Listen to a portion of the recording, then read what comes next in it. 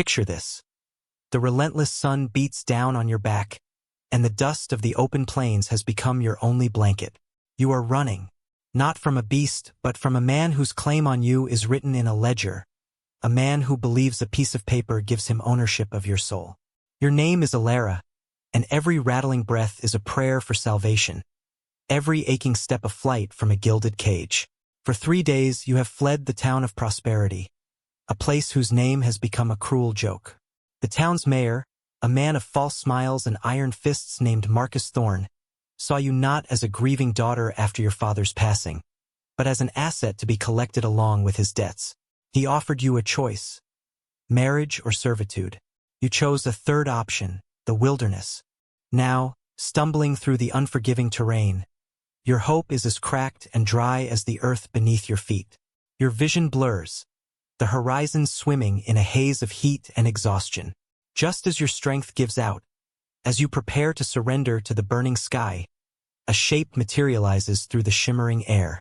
A cabin, a simple, solitary structure of weathered timber, standing defiant against the vast emptiness. It is a mirage of hope. With the last dregs of your will, you drag yourself to its door and collapse upon the rough-hewn porch, the world finally dissolving into a merciful darkness. You awaken not to the scorching sun, but to the cool, dim light of an interior. The scent of wood smoke and pine fills your lungs. You are lying on a simple cot, a coarse but clean blanket drawn up to your chin. A figure sits in a chair across the small room, silhouetted against the dying light of a window. He is still, watching you, his presence as solid and silent as the mountains that frame the distant landscape. As your eyes adjust, you see him more clearly. He is a man carved from hardship, his face a testament to a life lived without softness. A jagged scar runs from his left temple down to the corner of his mouth, pulling his lips into a permanent, somber line. His hands, resting on his knees, are calloused and large, the hands of a man who coaxes a living from an unforgiving land. Fear, cold and sharp, lances through you. Have you merely traded one predator for another? He says nothing, his gaze unwavering.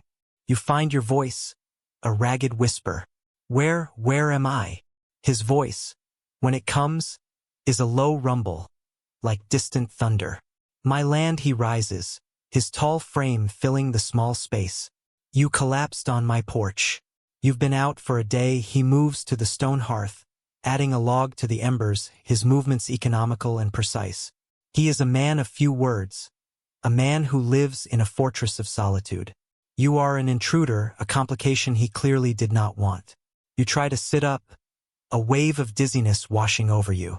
I have to go, you murmur, though you know you cannot. He'll be looking for me.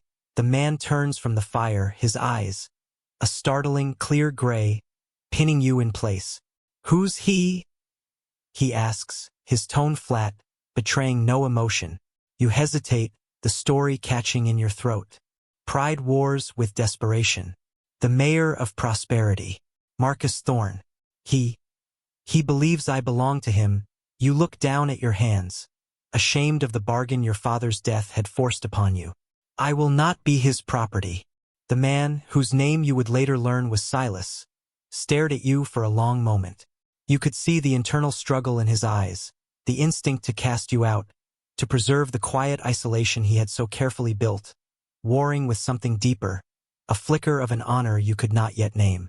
Finally, he gave a slow, deliberate nod. Thorne's reach is long, but it does not extend to this valley. Not yet. He gestures to a bowl of broth on a nearby crate. Eat. You'll need your strength. His words were not an invitation. They were a command, an acknowledgement of a temporary truce with the world that had cast you at his feet. In that moment, an unspoken agreement was forged. You were offered not kindness but refuge. And for now, refuge was more than enough. The cabin became your sanctuary, and Silas your reluctant guardian. The days bled into one another, marked by the rising and setting of the sun. Silence was the primary language between you. Silas was a ghost in his own home, moving with a quiet purpose, his past locked behind the stoic mask of his scarred face. He would leave before dawn to tend his few cattle and mend the endless lines of fences that kept the wild at bay, and he would return after dusk, weary and coated in the dust of his labor. You, in turn, worked to earn your keep. You cleaned the small cabin until the wooden floors shone, tended the small vegetable patch behind the house with a desperate tenderness, and cooked meals that you would eat in shared silence at the small, rough-hewn table. You were two solitary planets orbiting the same star of circumstance, never touching, but acutely aware of each other's presence. Slowly, tentatively, cracks began to appear in the wall of silence, started not with words, but with actions. One evening, Silas returned with his hand wrapped in a bloodied rag. He said nothing, moving to the water basin to wash it, his face tight with pain. Without a word, you took the clean cloths you had boiled that morning, gently took his hand, and began to clean and dress the deep gash. He did not pull away. His large, calloused hand was surprisingly still in yours, and as you worked, you felt the rigid tension in his shoulders ease almost imperceptibly. His eyes watched you, not with suspicion, but with a kind of weary curiosity. "You have a gentle touch," he said, his voice softer than you had ever heard it. "My mother was a healer," you replied, your gaze fixed on your task. "She taught me when you were finished." He flexed his bandaged hand and gave another of his slow, thoughtful nods. "Thank you, Alara." It was the first time he had used your name. That night, a storm rolled in from the mountains, a violent, magnificent tempest that shook the very foundations of the cabin. The wind howled like a hungry wolf, and rain lashed against the windows. You sat by the fire, pretending to read, but the fury of the storm mirrored the turmoil in your own heart. Silas sat across from you, sharpening a knife, the rhythmic scrape of steel on stone a counterpoint to the chaos outside. "It reminds you of him, doesn't it?" he said, not looking up. You flinched, surprised by his perception. "The storm?" "No," he said, finally raising his eyes to meet yours. The firelight danced across his scarred face, making the shadows deeper. "The feeling of being hunted. The knowledge that something powerful and destructive is coming for you." You could only nod, a lump forming in your throat. It was then he told you about his scar. He spoke in that same low, measured tone, but his words were heavy with a grief that time had not weathered. He had been a lawman once in a town further west. He'd had a partner, a young deputy full of courage and conviction. They had cornered a gang of outlaws, but he had been reckless, overconfident. The ensuing firefight had left his partner dead and his own face laid open by a blade. "I failed him," Silas said, his voice raw. "I was supposed to protect him. I ran. Not from the fight, but from the memory. I came here to be forgotten, to make sure I couldn't fail anyone else." You finally understood the fortress of solitude he had built around himself. It was not born of misanthropy, but of a profound, lingering penance. "You didn't fail me," you whispered, your voice thick with emotion. He looked at you, and for the first time you saw past the stoic protector and the scarred loner. You saw a man drowning in a past he could not escape. You began to see the goodness in him, etched not in grand gestures, but in the small, consistent acts of his life. You saw it in the way he would leave a pail of fresh milk on the porch for you each morning, in the way he repaired the broken rocker on the porch without being asked, in the way his eyes would sometimes soften when he watched you tending the garden. He was a man of deep, quiet honor, whose own pain had not extinguished his capacity for duty. And you, in turn, were no longer just a refugee. In the quiet rhythm of this isolated life, you were finding a strength you never knew you possessed. You were not just surviving, you were healing. The fear of Marcus Thorne began to recede, replaced by a tentative, budding hope. You and Silas were two broken pieces of driftwood who had washed up on the same shore, and in the shared silence of your sanctuary, you were beginning to fit together, creating something whole. The first sign of trouble was a lone rider, silhouetted against the rising sun on the distant ridge. He sat on his horse for a long time, a dark sentinel watching the valley, before turning and disappearing. Silas saw him, and a familiar tension returned to his shoulders, a rigid set to his jaw. He said nothing, but he began spending his evenings cleaning his rifle, his movements deliberate and grim. A week later, a supply wagon from Prosperity that occasionally passed on the main road left a letter for Silas. He took it, read it with an unreadable expression, and then tossed it into the fire, watching the paper curl and blacken into ash. The fragile peace was shattering.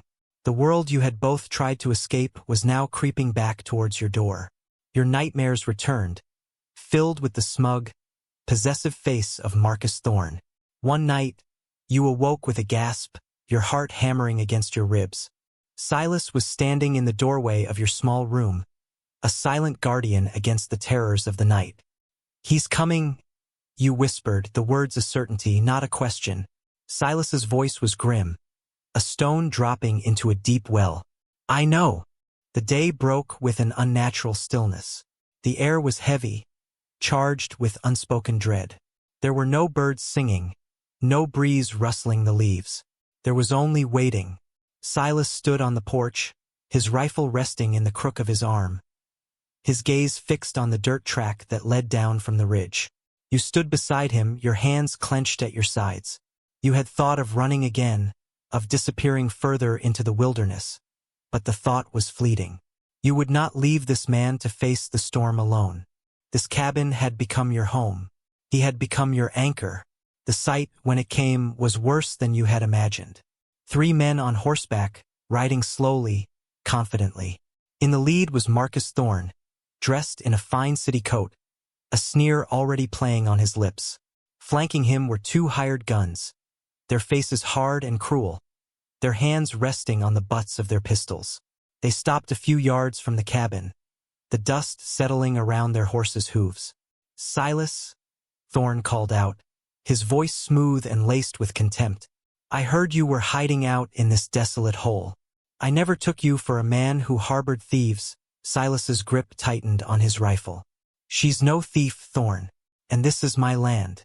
You're not welcome here." Thorne laughed, a short, ugly sound. "Your land?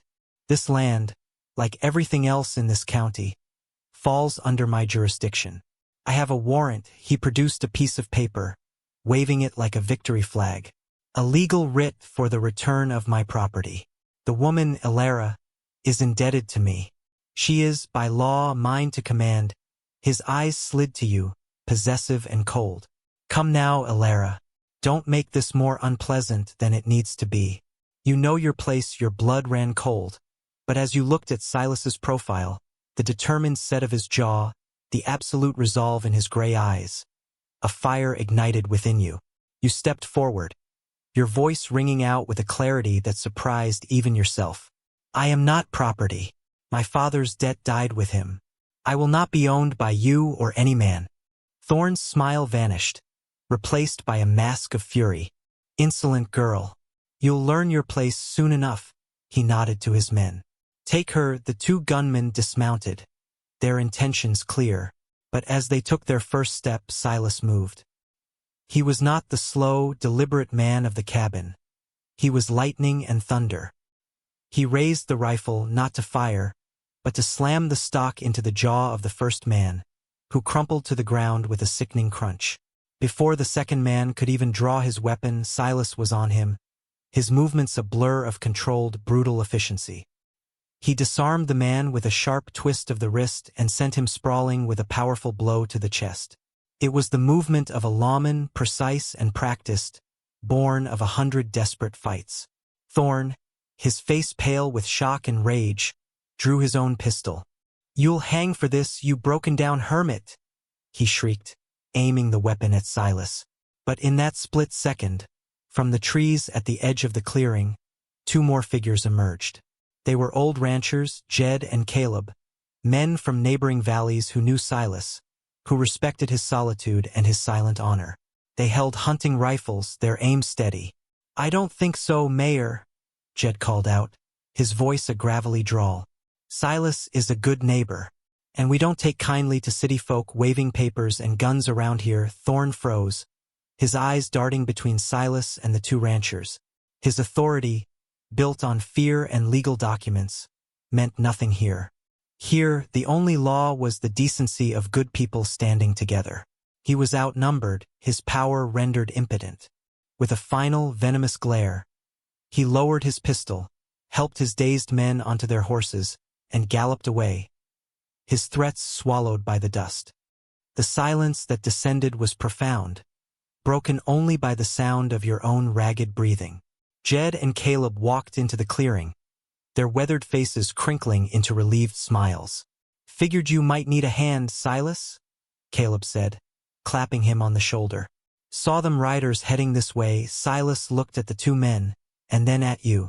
The hard mask of the warrior softened, replaced by a deep, bone-weary gratitude. "Thank you," he said, the words carrying the weight of a lifetime. That evening, for the first time, the cabin was not silent.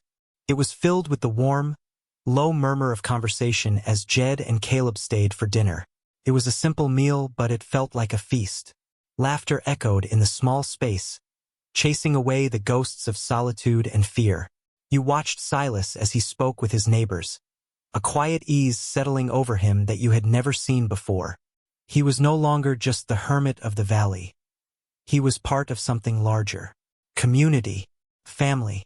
After the men left, you and Silas stood on the porch, watching the stars begin to prick the deep indigo sky.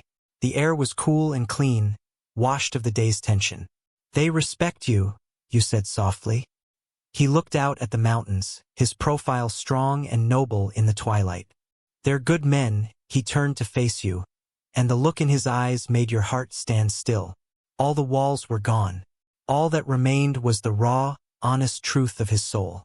"You were brave today, Alara," he said, his voice full of a quiet wonder. "You stood your ground." "I learned from you," you replied, your voice barely a whisper. "You taught me that a home is something worth fighting for." He reached out, his calloused fingers gently tracing the line of your jaw. It was a touch more eloquent than any poem, a promise of a future you never dared to dream of. His scar, once a symbol of failure and grief, now seemed only a part of the man who had saved you, the man who had shown you the true meaning of strength. In his eyes, you saw not the reflection of a runaway debtor, but of a woman who was loved, a woman who was finally truly free. He had traded his solitude for connection. You had traded your pride for refuge. And together, in this small cabin nestled against the heart of the mountains, you had found a love that healed all wounds and built a family from the broken pieces of your past. Have you ever been pushed to a point where your only choice was to run? To abandon everything you knew in search of a safety that seemed impossible to find? Think about the Silas in your own life, the quiet strength you may have overlooked, the unexpected sanctuary you found when all hope seemed lost. Courage isn't always a loud roar. Sometimes, it is the quiet determination to stand for what is right, to protect the vulnerable, and to build a home in the wilderness of the world. If this story of resilience, love, and the creation of a found family resonated with you, let us know in the comments below. What does the word home mean to you? Your engagement helps us bring more stories like this to light.